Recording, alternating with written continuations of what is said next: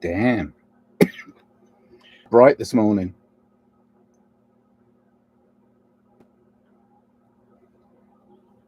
The lighting.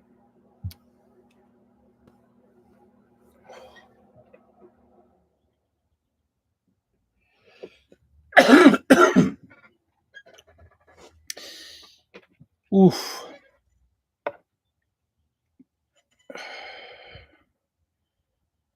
You looking at me? You looking at me? Me? Me? You looking at me? Oh, Robert De Niro's waiting, talking Italian.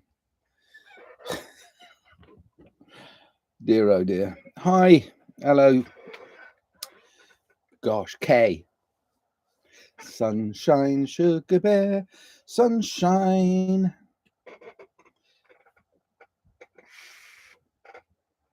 Yeah. Half awake and half asleep. Did a lot of things last night. Well, actually, not last night. All day yesterday, I got really super busy trying to help somebody, which I love doing. I mean, it's for my own ego. I mean, I'm very well aware that it makes me feel better helping others. Oh dear. Well, perhaps I shouldn't do that. I feel guilty about it. You see, all these silly emotions.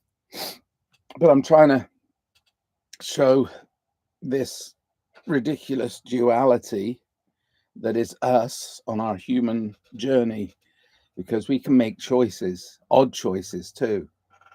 But it's okay. We can forgive ourselves and change our minds. The thing is, even when you make the most oddest of choices, you're doing it because you want to. And if you want to, you should. If it's not harming somebody else, not knowingly harming somebody else, do it. If it feels good, do it. Do it.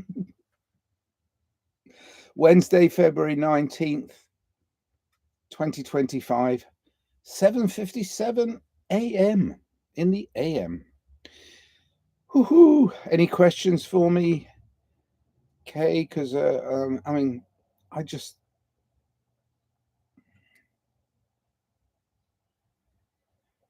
for now I'm drawing a blank. Apart from explaining duality and the active choices we make,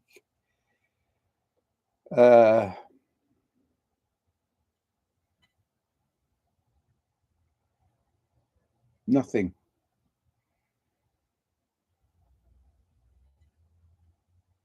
Nothing is coming to mind. You know, I own an old car, really old car. So the older it gets, the more service that it needs to keep going. And it's getting a little tedious. And I kind of like, I should check the tires, but I'm just going to get in it today and drive it. You know, that's what it's like being old or being older. I'm not old. I'm not old. I'm not old. Everything inside me is still a little boy discovering things in the world. But my awareness, I mean, I did some exercise yesterday beside a piece. There was a lake near the hospital that I went to yesterday with a friend. She had an appointment. Took her to her appointment. Then afterwards, we had walk around, little tiny walk around a park. Fed the ducks, Canadian geese mostly, but ducks and birds and stuff. It was nice. And then there was nobody really at the park, so there was this sort of concrete jetty into the lake, and you stand out, and there's a rail, and you look at the birds and look at the water. I was looking at the reflections in the water. It was quite nice. I mean, it was not the nicest park in the world, but it was nice.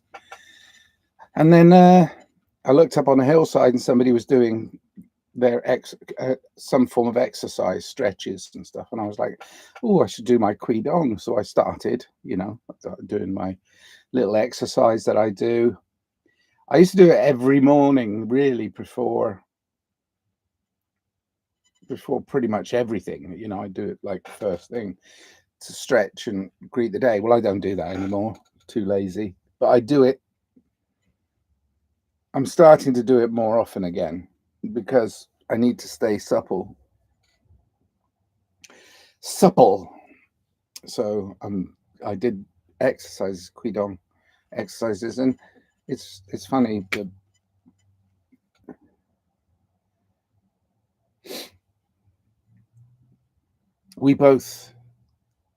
She had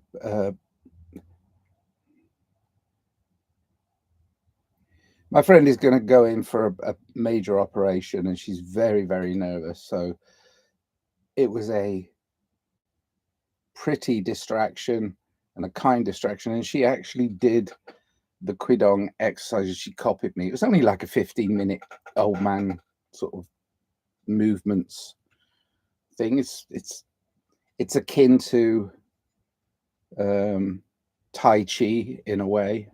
It's all about movement and flex. It's not vigorous, not hard, but it's supple. So she did too, and that was nice. Hello,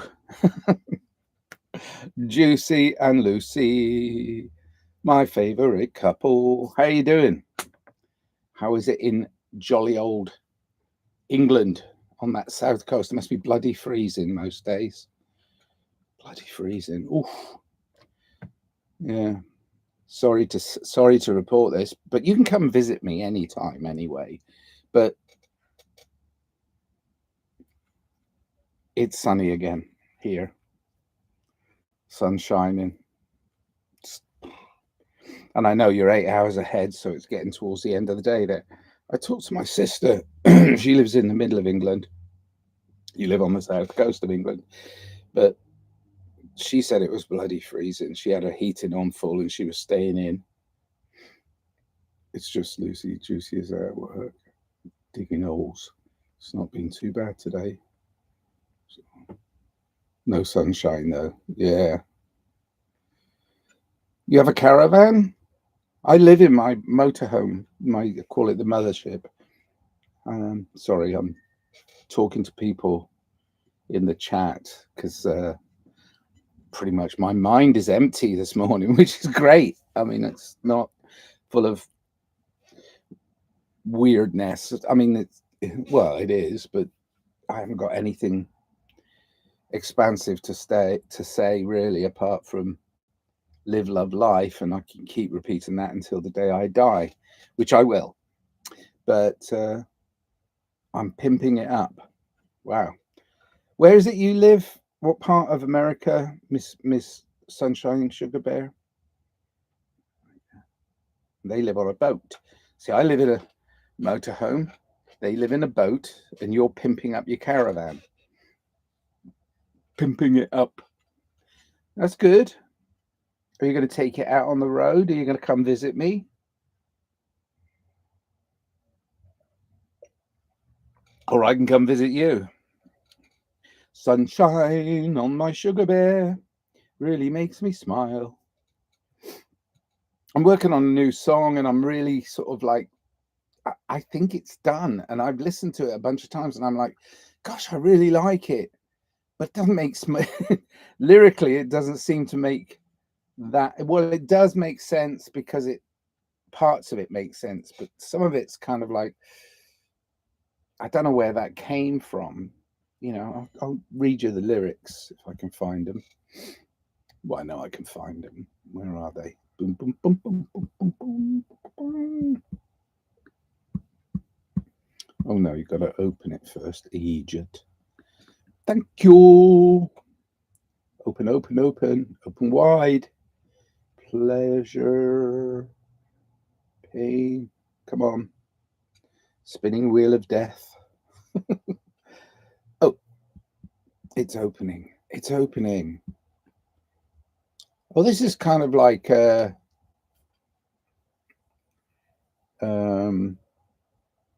you know, you're the first to hear it, you know, that sort of, I don't know, exclusive premiere to my new song lyrically, but you don't get to hear the music because I'm still tweaking with it.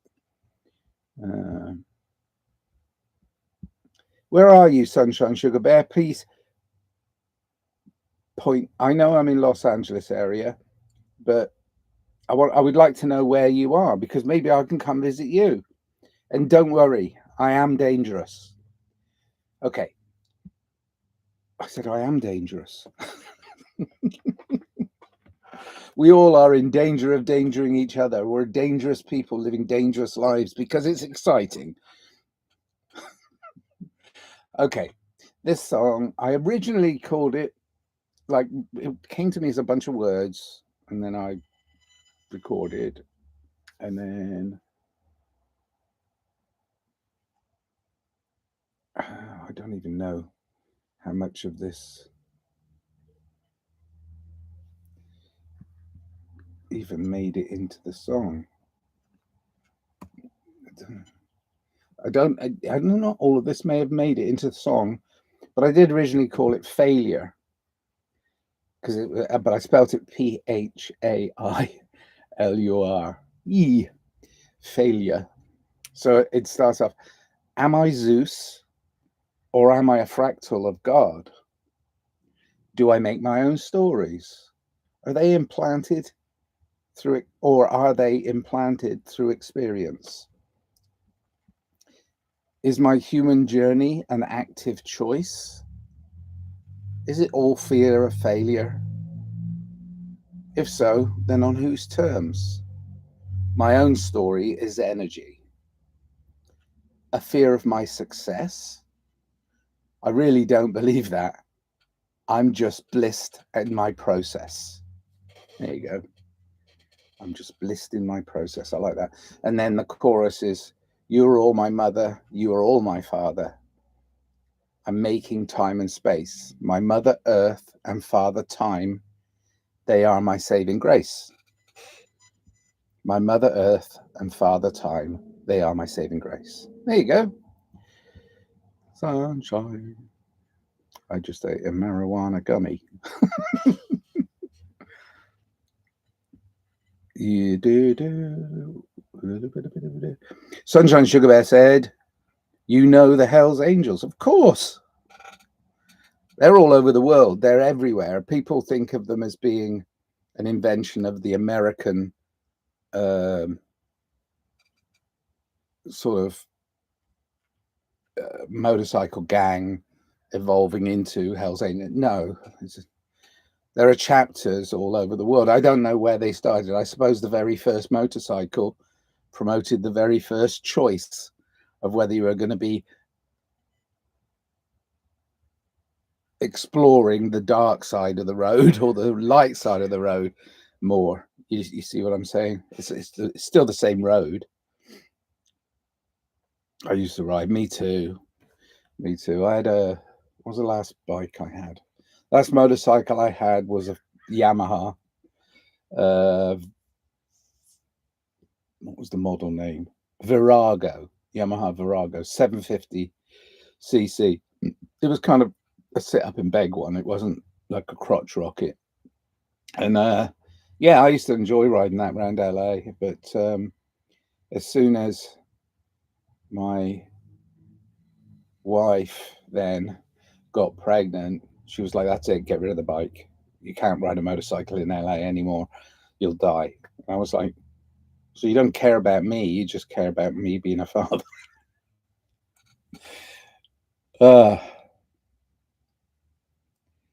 It is dangerous in Los Angeles riding a motorcycle because the drivers here are a little bit, it's very, very busy, lots of traffic, but they're also somewhat automatons. They can, when they're driving, see other cars or the lorries or the trucks or whatever, and they're driving. But if it's a motorbike, it's like, get out of my way. You know, it's almost like an arrogance about their driving. Anyway. Oi, oi, oi. You've never been on a motorcycle? Oh my gosh. Well, that's something that's got to be fixed. Come on, feel the wind in your hair, and that feeling of speed and like open to the. Oof, such a great feeling. Of course, I used to get it when I was a jockey, riding racehorses and going as fast as we could and jumping fences. I got that same adrenaline rush, but also like the feeling of like freedom. I don't know how. I suppose it's just taking life into your own hands and going to hell with it. And maybe that's where the Hell's Angels. It's not whether it's heaven or hell. It's just to hell to everything. Just open road, open mind. Woohoo! Yeah.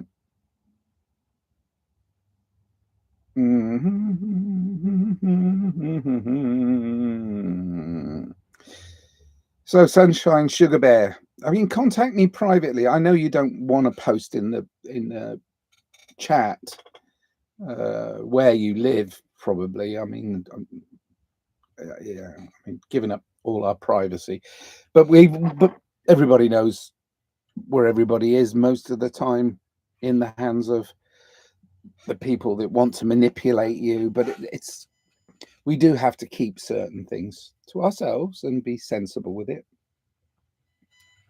Thank you. Yeah, so this weird duality we have, the thing that made it all make sense to me more than anything, when I was kind of, because it seems like a political struggle, it seems like a religious struggle, it seems like an ethical struggle, it seems like a moral struggle, but all the time it's like you're trying to make sense of it, and there comes a point at which you go, what's the point in making sense of nonsense? I mean, really, what is the point of doing that?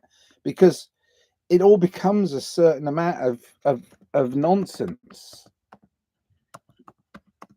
and there's a point in me where I kind of like, I've had lots of epiphanies about what it is I'm supposed to be, where I'm supposed to be, why I'm supposed to be that way.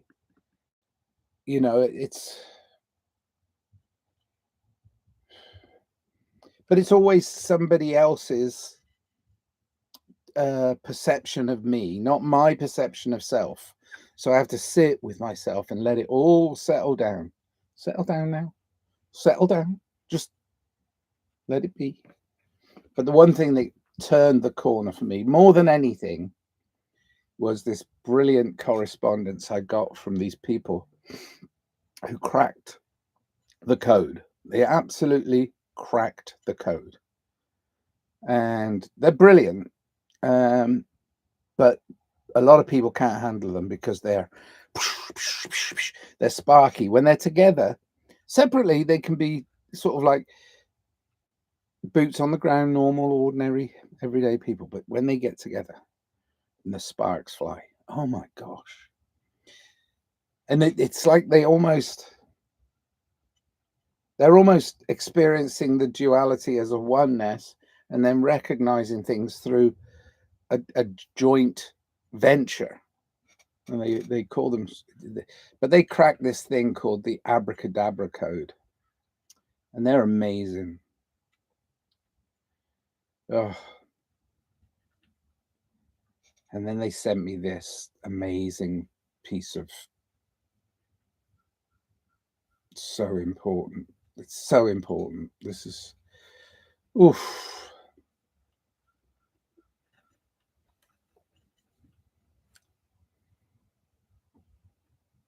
I'm not allowed to find mine. I don't even know where it is, because the idea is you write it down and then you seal it up and then you put it away and it's there. And it's called the fuck it letter. Gosh. That was my turning point. That was the point at which I turned to face myself. I turned to face myself, and there I was. I'm Gemini, so I'm allowed to say that.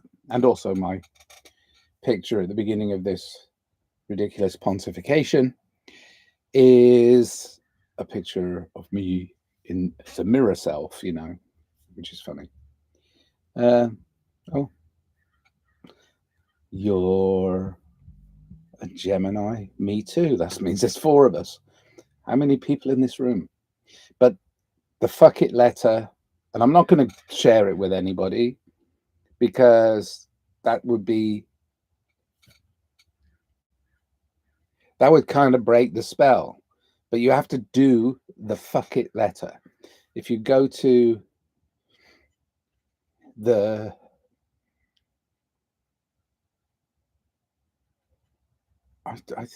which one should they go to? I mean, your Wix one, but if you, I'll try and I'll find your website and I'll put it in the show notes underneath this video, Juicy and Lucy, because I do believe we all have to at some point go, fuck it, because whatever's controlling you, it might be a little tiny parasite. It might be was it the Zen koan of a Zen master going camping, and then the next day one of his students asks him, says, how are you so peaceful, master? He says, he said, I appear peaceful. And that, you know, so wow. And later in the day he said, but try camping with a 1 mosquito in your tent. You know, it's like this, there's always something in you, like a piece of grit in your shoe, a piece of sand. There's always something. But then it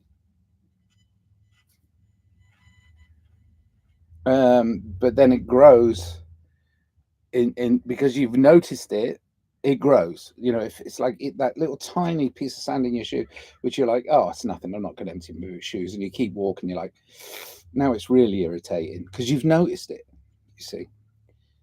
So what the fuck it letter does, and what the power of Zen, which is, you know, appreciating the middle path, what that does for you is it frees you from that little grain of doubt, that simple grain of doubt, and it just says, fuck it, I'm just going to go for it.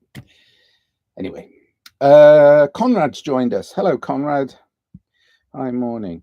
Oh, because somebody mentioned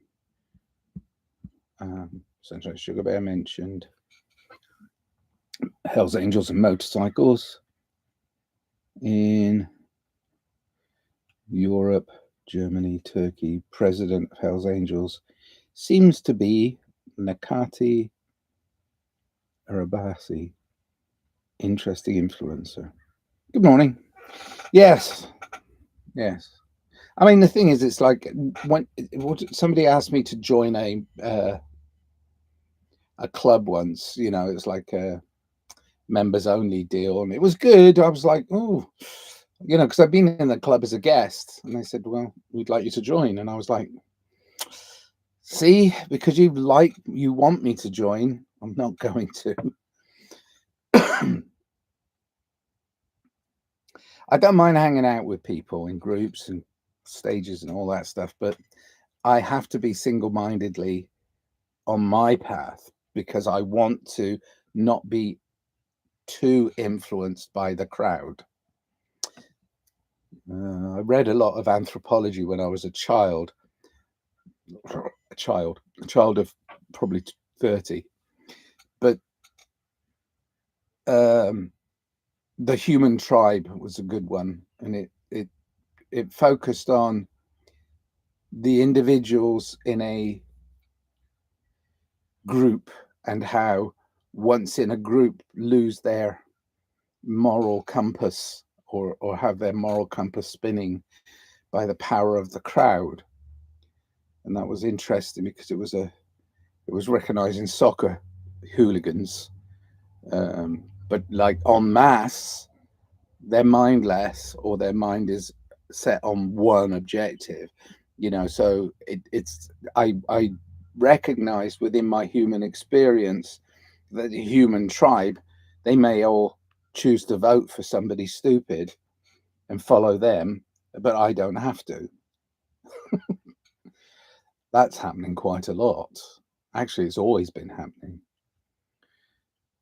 There are clubs in Poland as well with bad company. Yeah.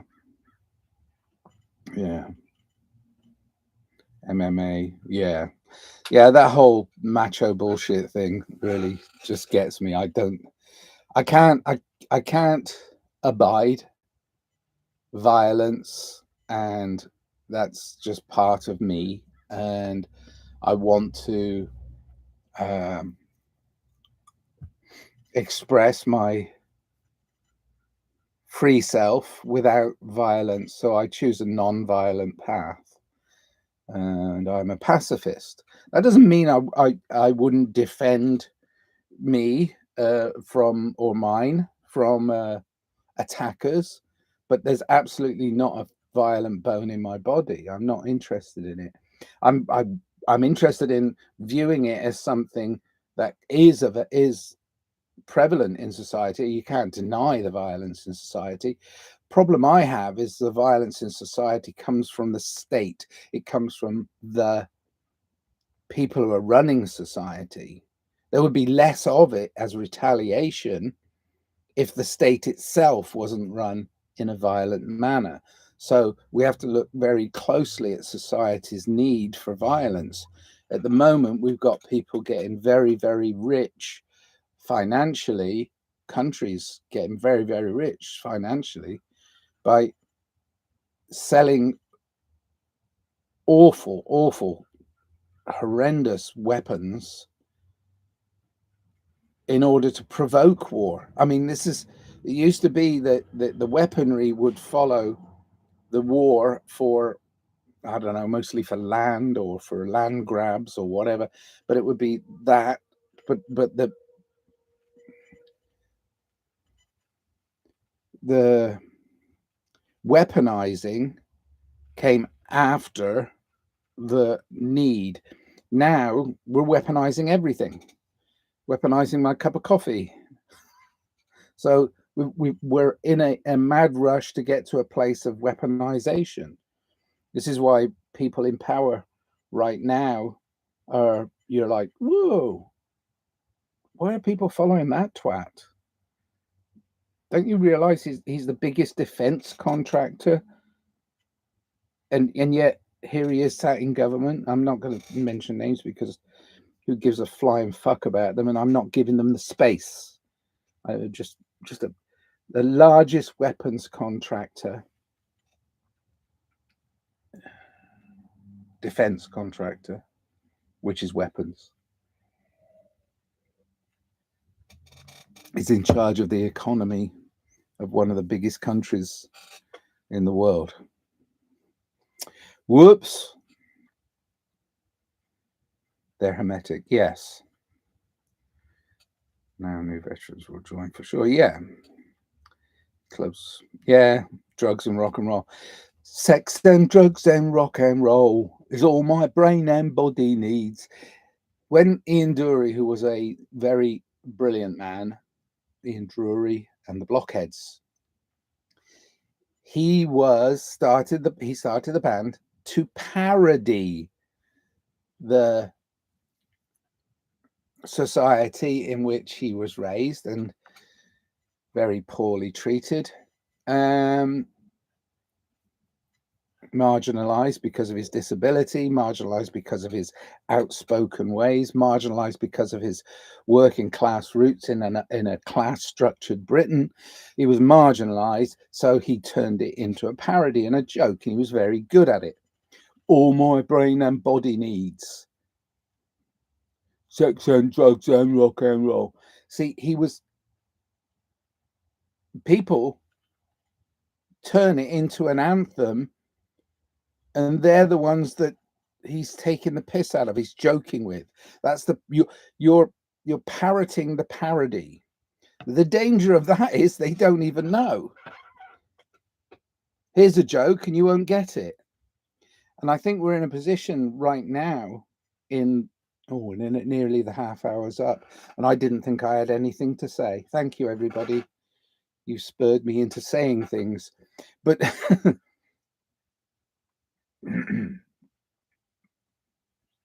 the danger is if we don't recognize the parody and the absurdity that's going on, then we just wallow in it.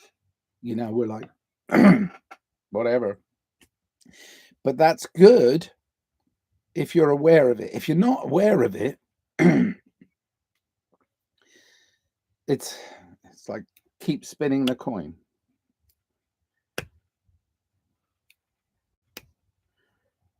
But not really reading it, you're just spinning the coin because you're doing the action, but not doing the reading. You're not doing the knowledge, and not knowledge. Your knowledge is not allowing you to see both sides of the coin.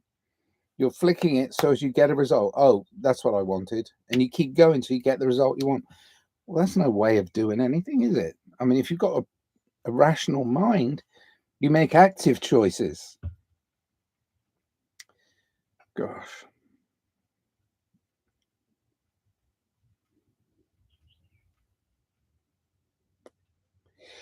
Okay, it's half an hour.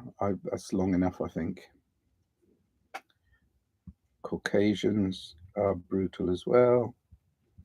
Humans are brutal. Humans are capable. There we go. That's better, isn't it? Humans are capable of extreme behavior, absolutely extreme behavior, and murderous souls are leading us towards a constant conflict. Where they want us in constant conflict because they can promote war. Psychological operations are made that way. You know, we're being duped into believing that this guy's in charge of this. Ooh, so the other side are going to go, wow, fuck him and fuck you and fuck you. And it's like, stop following fools. Options. I got a diddly doop. I got to go. I mean, I've got things going on. Justin Van Dusen, one image. All right. Cheers then. Lots of love to all of you. Of course, medieval art, all history is relevant. But the thing is, when we recognize that they're actually rewriting history. So some of the stuff I knew from experience has been changed in the history books. You know, Wikipedia and all these people are like, you know, using the internet. Most my children I know are growing up watching movies about the Second World War or post Second World War, in which I grew up in, and they're writing stories about it, which are making films about it that are actually untruths, purposefully untruths. And I like the fantasy aspect of movies. I like the idea that we can expand our consciousness, but the idea that you're going to sell my kids this was what it was like in 1965 when I was there in 1965 and it didn't fucking happen, and yet they still believe the glossy, I mean, the movies. There's a lot of responsibility in media, and it's being manipulated and making you think that the whole world's going to hell in a handbasket when really it's just beautiful. Enjoy your life, live, love life. All right. See, I went back straight to it. All right, I gotta go. I got a bunch of stuff on my phone going ding dong, but it's important stuff. All right. I love you, you love me. We're just singing like a big purple dinosaur. They stole that song, you know, for the Barney show. Giant purple dinosaur. All right. I love you. Cheers then. Live, love life. Oh, I'm going to post Juicy and Lucy's. Anybody wants to understand how brilliant and expansive life can be, there's a link underneath this video to the brilliant Juicy and Lucy. All right.